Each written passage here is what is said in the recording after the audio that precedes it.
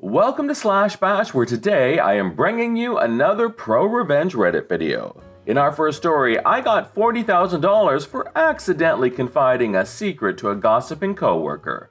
Let's jump right in. I work at a chain salon in the US for minimum wage plus tips. We got paid on a sliding scale. The more you added services, the more your hourly pay. Then, for back to school, we started offering $10 haircuts. It's dumb to offer a big discount on back to school because that's when everyone needs a haircut, but whatever. Except, to advertise this sale, we had to stand on a rickety step stool and hang a 10-foot long, 3-foot wide banner off the roof of our store. The step stool alone made it a dangerous task, but on top of it, the sidewalk was uneven. Our manager insisted we do this twice a day at open and close in case someone steals the banner, because certainly someone would want to steal a banner with our logo that says $10 haircuts. It was annoying, but I was looking forward to my next paycheck. I had a high service dollar per hour, which should have meant a bigger hourly pay and paycheck, except it didn't. That $7 haircut discount? It was coming out of our final service dollar calculations, and we ended up making significantly less than usual. I'd worked there for years, and this was the smallest back-to-school paycheck I'd ever seen. I went in the next day and was pissed. That morning, a coworker who was a total brown nose and gossip, and I were outside setting up the banner.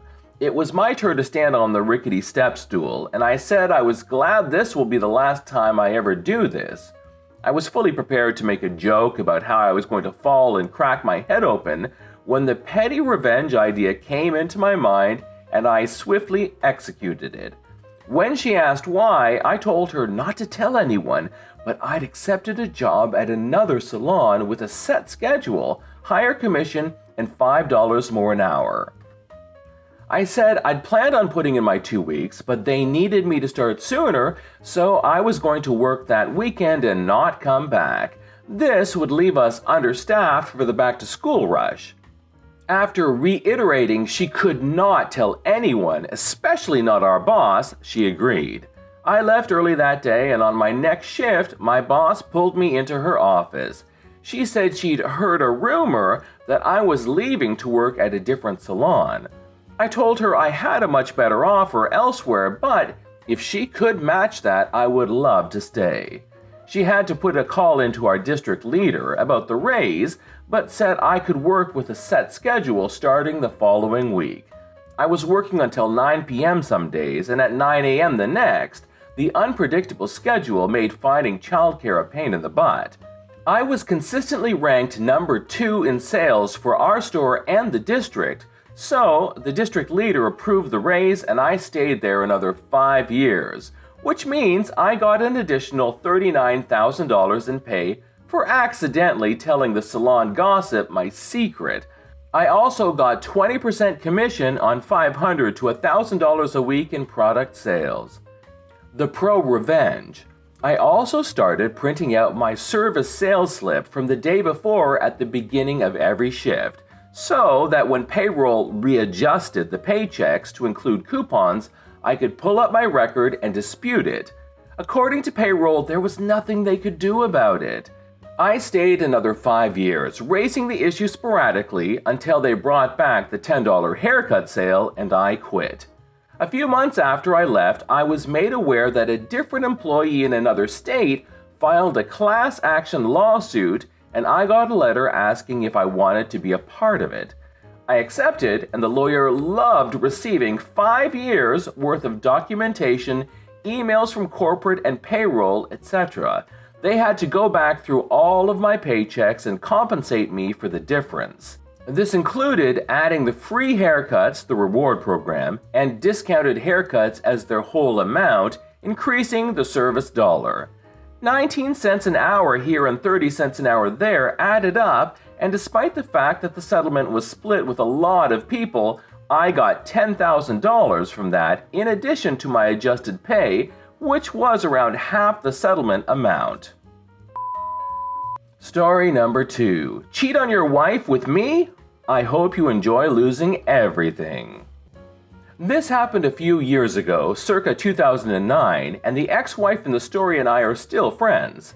She called me up to catch up recently and reminded me of this. It's a little lengthy, so strap in. So back in 2009, about mid-June, I was living in this bustling metropolis that I still call home.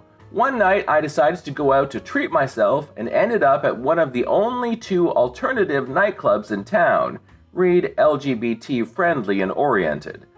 I was a few drinks in and this older gentleman approached me, about mid to late 30s, blonde hair, muscular build, piercing blue eyes, and called himself Alex.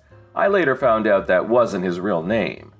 Alex and I hit it off immediately, and once the night was over, he offered to give me a lift back to my place. Not being so naive even then, I knew how things would go down. Part of me wanted to shut it down because I kinda knew how things would end up after the alcohol wore off, but my brain was like, he's hot, stop overthinking and enjoy the moment. Well, he took me home in his BMW 7 Series, and things went like they would expect. I woke up the next morning to Alex gone and a note on my cell phone saying, "I had a great time last night, my name's in your phone, Alex." I looked at my contacts list and sure enough, he added his name into my phone. Over the course of a few months, Alex and I kept in touch, hooking up on occasion. He never once told me he was dating or even married for that matter, just that he loved being with me and the freedom I gave him by being with me. Yes, I know, huge red flag with LED lights. Well, after a few months, I get a random message on Facebook from a lady named Alicia. She said that one of our mutual friends had mentioned that I was meeting with a guy and was wondering if it was her husband. So I arranged a time to meet with her and compare. She had offered to bring a photo of him to prove it. We meet in the park and confirmed that indeed, I was messing around with her husband. I had told her that I had no idea he was married. She was actually happy with that news and then said that she wanted to take him down for ruining 12 years of marriage. We set to work, plotting his demise because just divorcing him would be too easy.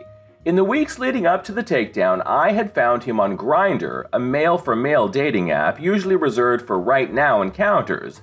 There, I got several people that messaged me telling me that he was meeting with them as well.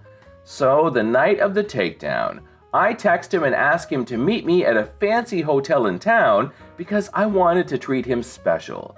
He foolishly agreed and came over in a suit with a pair of pajamas under. I slinked away to the bathroom to get ready, and his wife walked out of the walk-in closet armed with printouts and our messages. His messages to and from other guys along with photos. She then told him that she was taking him to court to settle the divorce agreement. He bolted.